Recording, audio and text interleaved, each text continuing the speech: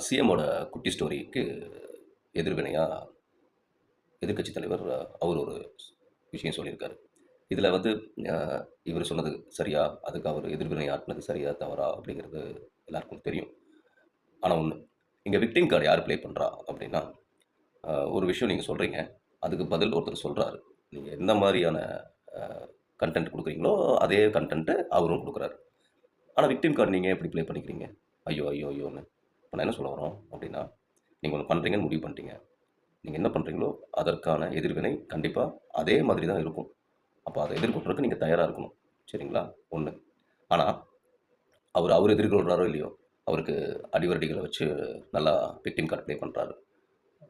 அத தாண்டி திரும்ப திரும்ப நெறையா ரீல்ஸ் பார்க்குறோம். என்னன்னா, காலையில ஃபயரு, நைட் ஆனா, "அண்ணா ப்ளீஸ்ண்ணா செஞ்சு விட்டுருவாங்கண்ணா" அப்படின்லாம் நெறைய பேர் போடுற ரீல்ஸ் பார்க்குறோம். இவங்க எல்லாருக்கும் ஒரே ஒரு விஷயம் தான். அவரு தெளிவா ஒரு விஷயம் பண்றாரு. லைம் லைட்ல இருக்கிறதுக்கான வேலைகள் செஞ்சுட்டே இருக்காரு. திரும்ப திரும்ப அவர பத்தி பேசணும். அது நெகட்டிவா இருந்தாலும் பரவால்ல. அவர் ஒரு நெகட்டிவ் பாலிடிக்ஸ் பண்றாரு. ஒரு நெகட்டிவான ஒரு அ விஷயம் பண்ணிட்டுருக்காரு. அது மூலியமாவும் மக்கள்ட்ட போய் சேரலாம் அப்படிங்கிறது. ஒரு விஷயத்த திரும்ப திரும்ப தப்பா இருந்தாலுமே 4 தடவ பார்த்தீங்கன்னா, 5வது தடவ அது சரின்னே உங்களுக்கு தோண ஆரம்பிச்சுரும். அவ்வளோதான்.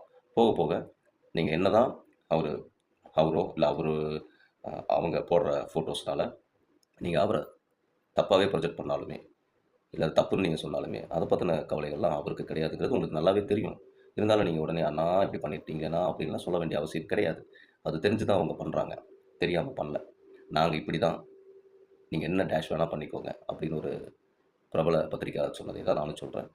நாங்க இப்படி தான் போடுவோம். நீங்க என்ன டேஷ் வேணாலும் நெனச்சுக்கோங்க. அப்படிங்கிறது தான் அவங்களோட பதில். ஓகேங்களா? அ நம்ம இதுக்கப்புறம் கொஞ்சம் அ ஆக்கப்பூர்வமா பேசலாம் அப்படின்னா, பேச விடமாட்டாங்க. ஆக்கப்பூர்வமான டிஸ்கஷன் பண்ணலான்னா, பண்ண முடியாது.